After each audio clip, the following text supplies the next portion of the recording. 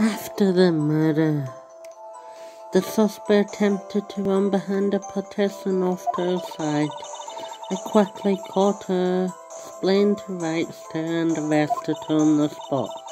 Yes, when I arrested her, she mentioned the muffler. That's what had me confused in my earlier testimony. The chief prosecutor made to escape out against Angel Star. Resistance is futile. You're quite determined about the scarf, aren't you?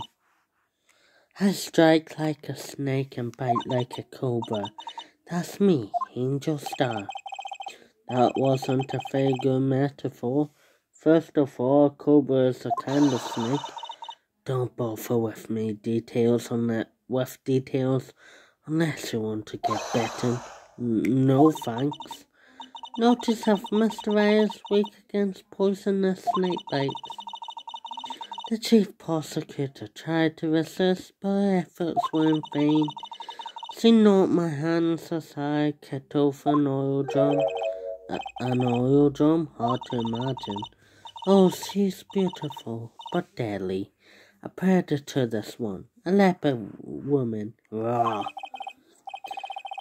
Very well, Mr. Wright. You cross the salmon nice and every well.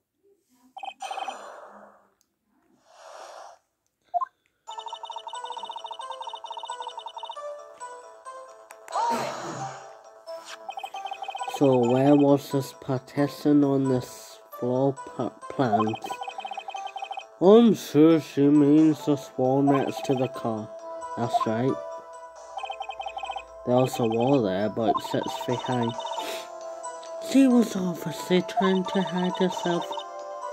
Quite a natural thing for a criminal to do. And what did you do then?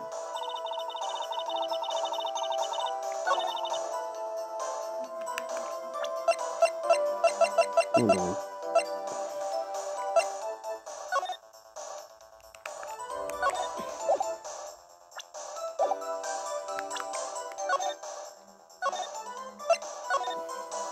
But,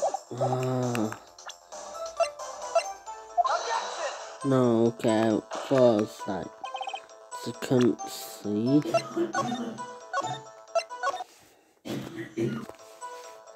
Okay, so, you say quickly, were you close to the suspect?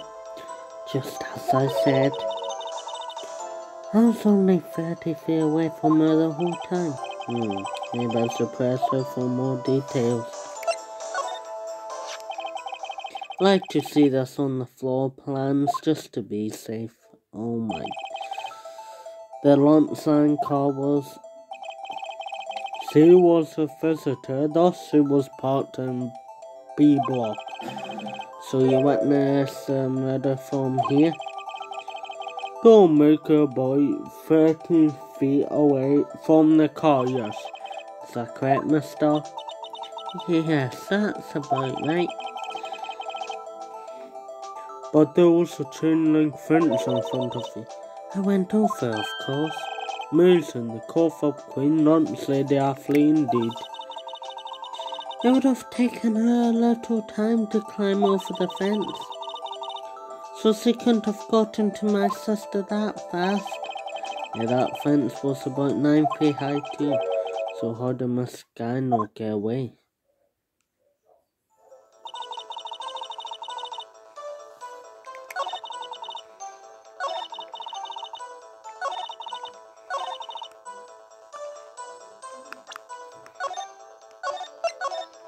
So now that we got it updated,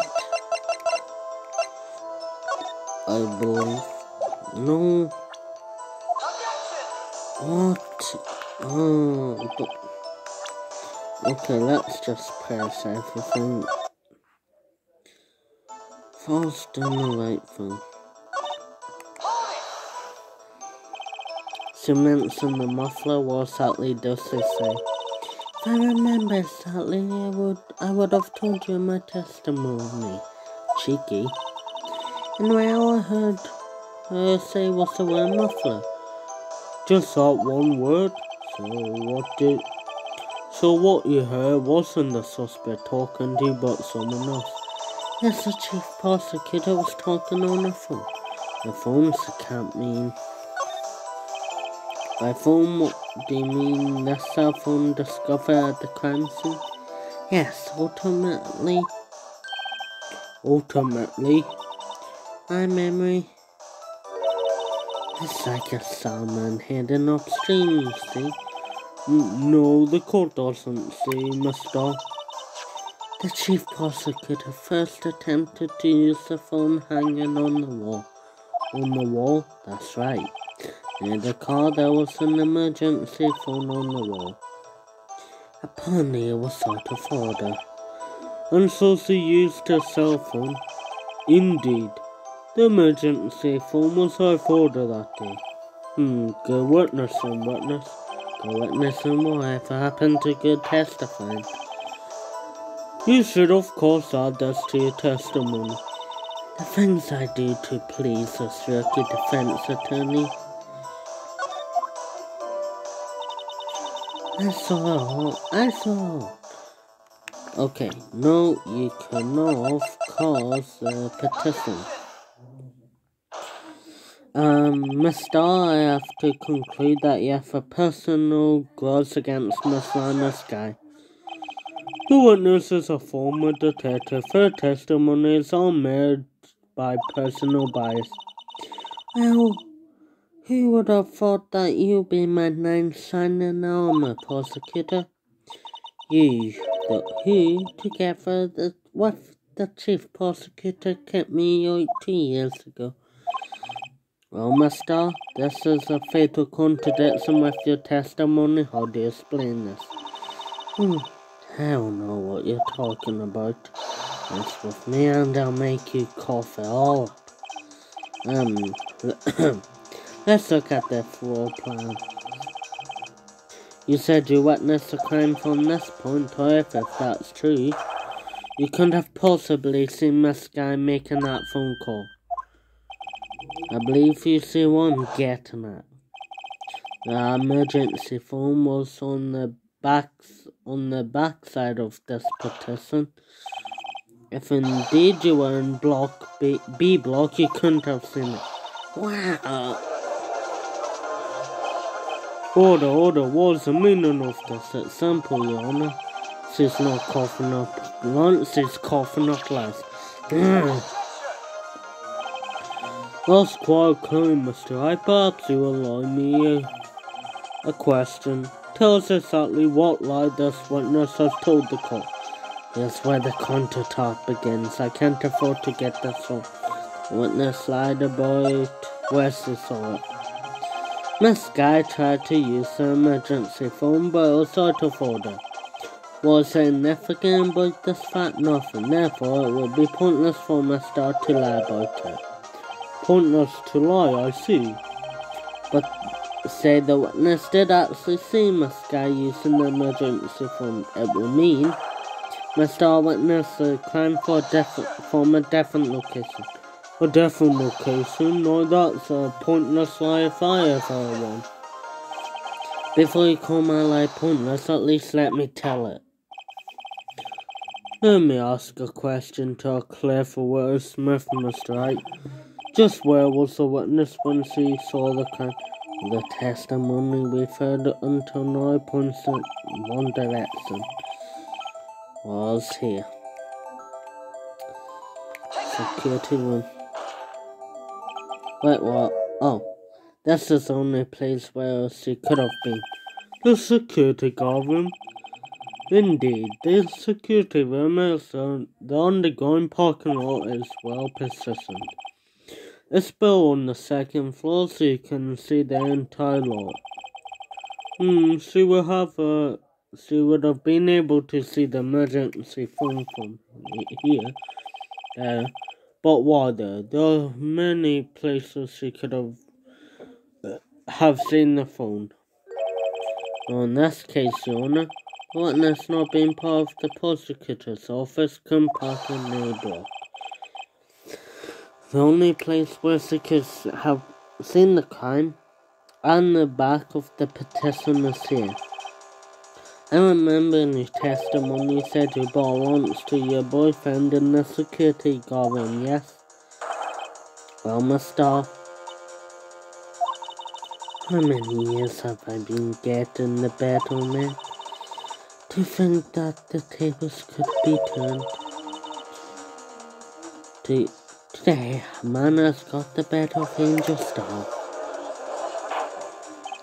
Order, order, witness.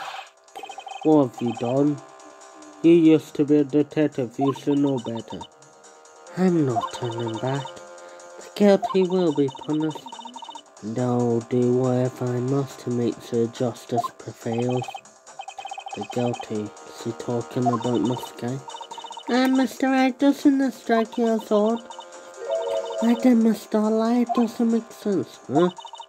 So could have just said he saw the crime from the security guard station. It wouldn't have changed anything. Exactly. This photograph tells all. It was the defendant who stabbed the victim. That truth still stands. It still stands. I disagree, Mr. Edgeworth. What? If a witness is found to be lying, they're guilty of perjury. She knows this. She won't rest that without good reason. So tell us what the reason was, Mr. Wright. Huh? Me? Who else? Mr. Wright, let's review what we know. Mr. Witness, a crime from the security guard station. But she lied and says she saw from B block. It must make a vital difference. But what would change? Distance to the crime. It changes the distance between her and the scene of the crime. My condolences, Mr. Wright, but one look at the floor plans and it's quite clear. The distance between the scene of the crime and the guard station is very fair. I don't see what would change. I don't see how that would change what she could see. What she saw is not in question here. What matters is the time it will take her to reach the scene of the crime. Mr. You witnessed a crime from the security guard station. Now, how long did it take you to go from there to the scene of the crime where you rest in the sky? Well, witness, you... Yes? You ordered to squid the wheels, right? The quality of my lunches have gone from low to inedible. I was bringing a PB&J lunch with fresh boysenberry jam to my boyfriend.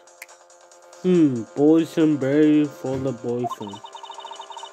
He wasn't in the station, so I waited and witnessed the crime from the Glasgow station. Before I knew what I was doing, I found myself running towards the scene. But the door was locked, I couldn't open it. So I had to go the long way. Wow, that's a long run. That's why I had to go through the visitors parking in B block. That's quite a detour. It probably took me at least 5 minutes to get to the scene of the crime. 5 minutes? That changes things considerably. But it was that woman over there in the defendant's chair who stabbed him. I know it. I have photograph evidence. I swear it. I swear on my finest plastic spark. You have a point, and this spark is a wonderful invention. Would you like another caviar lunch? Absolutely. Uh-oh. Mr. A, you have to do something. Do you have any evidence to stop this? 5 minutes between the witnessing of the murder and the arrest. Think about it. You can make past in that amount of time. If you like it or don't. I got lunch boxes that type passed into knots, Rookie. A 5-minute blank. Isn't that strange? Strange? If you're a criminal, what would you do with 5 minutes, Shona? Well, I guess I'll flee the scene. Hey, don't get the wrong idea, I didn't kill anyone. But you have the instance of killer. You were wrong, but this time was different.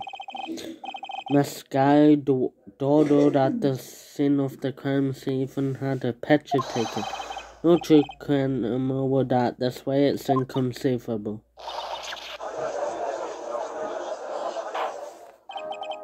Well, it seems we've come to the end of this testimony. The witness has a grudge against the defendant and a blank in her testimony. Mr. Ellsworth is the next witness ready to go. Unfortunately, I appear to have overestimated this witness on account of her personal history. We did it. We screwed that can shut, Mr. Wright. That was too close. I'm afraid that the court for Queen has been dethroned. With that course adjourned. Hold it.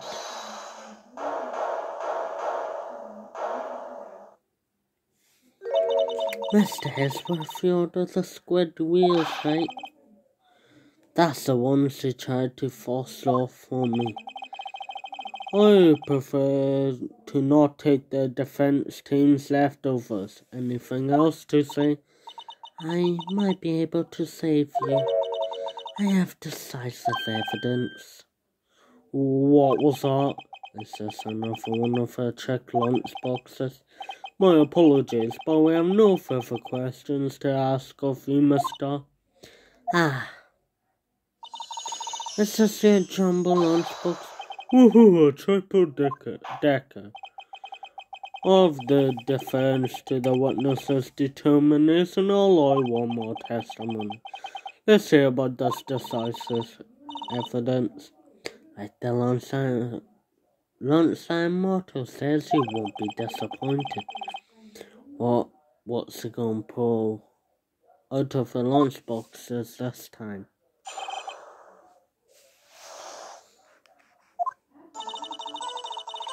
I should have mentioned those 5 minutes when I wasn't looking at the crime scene. I know. To the matter of the victim's shoe, did I not bring this up? 2 taps of blood were found on the shoe. One of course was the victim's. The other blood type matched that of the defendant, Miss Lana's Sky. This shoe proves this. Flawless, decisive evidence. What? There was blood found on that shoe? Try lunchtime for all your lunch and decisive evidence needs. Witness, what's the meaning of this? Why is this first time I've heard of this evidence? Simple. As I've already said, I don't trust you with evidence, Mr. Ellsworth. That's why I took the liberty of investigating this myself. And your blood test performed. Didn't I mention? I have 3 boyfriends in forensics. In any case, I can't accept this as evidence. What? You must know the 2 rules of evidence. Rule 1. No evidence shall be shown without the approval of the police department. In other words, this is illegal evidence. At least for the time being. Is that right, Mr. Wright? It seems so. Ellsworth sure is celebrating. Not so fast, Mr. Ellsworth. Don't forget, I used to be a detective, as I mentioned previously. This has already been tested by a member of the forensics department. As you can see, it was approved by the police department as of today. Even the general public can produce visual evidence, Mr. Ellsworth. Is that right, Mr. Wright? Seems to us worth sure looking pretty solid. You could at least study some evidence for really.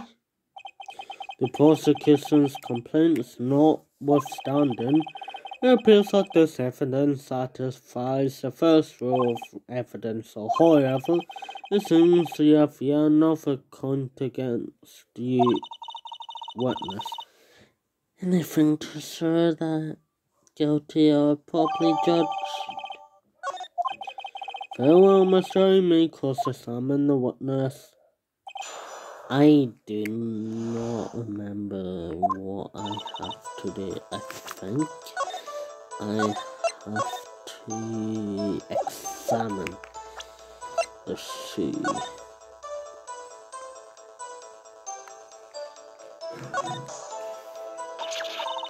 There's blood here too.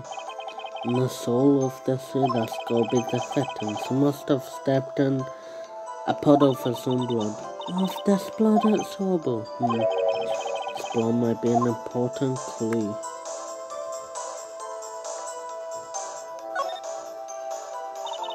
This blood is my sister's, right? Appears so. Juana's right arm was bandaged when I saw her in jail. She must have caused herself at the time of the crime. Poor sis.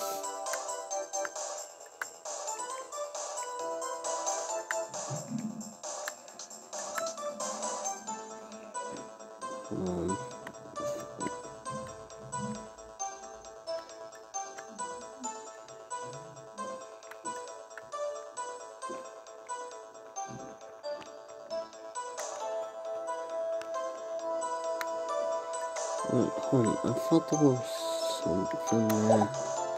No, I guess not. Hold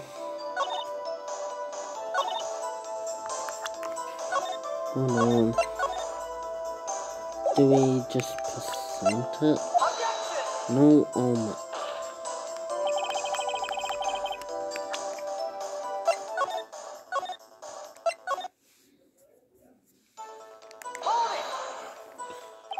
I can't let this evidence go through a firefight. You ordered the pepper biscuits, right? Some like a hotness, right? Some like a clown. She's in enough hot water to make a whole vat of soup. Mr. Wright, do you or don't you have a problem with the soup? A problem? That's as critical as a problem with the victim's soup. I'm not imagining things. I'll say there's one critical problem with this evidence, a clear contradiction. That gleam in your eyes, you're still young, Ricky. I give you a pepper biscuit now, but you can't even take the heat, could you? Let's hear what Mr. Wright has to say. What is contradictory about the victim's suit? So what's the problem with the evidence?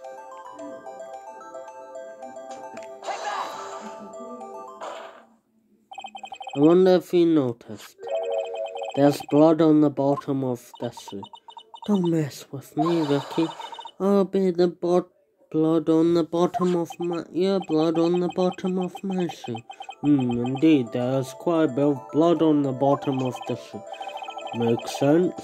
The victim was stabbed with a knife. What could possibly be contradictory about the blood on the bottom of his shoe? Oh, crap.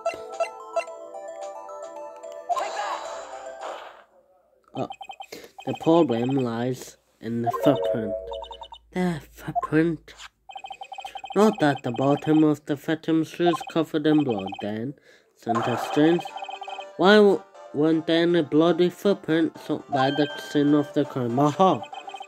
As you can see, there's no traces of any such footprints at the scene of the crime. That contradicts your claim about the shoe.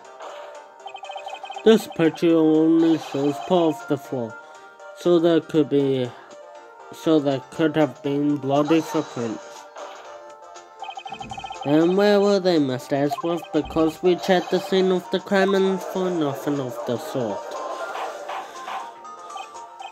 Order, well, witness. What? Great going, Mr. A, but it's true that the lack of weapon is a contradiction, but then we have to ask why there wasn't a weapon. Oh. It's true, there has to be a reason why there wasn't a weapon. Think, Mr. A, think. Yeah, I don't know why it's not there. I'm just good at finding contradictions. What? I see. No, I get it. Get what? Our witness is more devious than I gave her credit for. We were hoodwinked to the fair, but she slipped. There's one factor to the truth in the testimony. What are you talking about? Think back to when she told us about apprehending the suspect. The chief prosecutor tried to resist, but okay, no, we don't have to go. I thought that was a strange thing for the normally cool-headed chief to do. No kidding. No, witness, allow me to ask you a very simple question. This old drum was empty. Oh, that, I'm not sure I felt like your attitude and mistakes with the apparently you're not the source conveyor in the lunchbox factory. Witness, well, was the oil drum empty? The oil drum kicked over by the chief prosecutor was brimming with water. Water? What does that mean? Still don't get it, Mr. Wright. You wanna know why the reason she not ill? No, the reason she not ill for the real reason. Ah, you don't mean? Yes, a suspect no for the oil drum for one reason and one reason only. To erase the bloodstains that will become evidence against her. What? That ties things up quite nicely. Okay, we're going to end off this episode. I'll see you guys next one, and we'll be finishing this off and doing a bit of the investigating. Goodbye.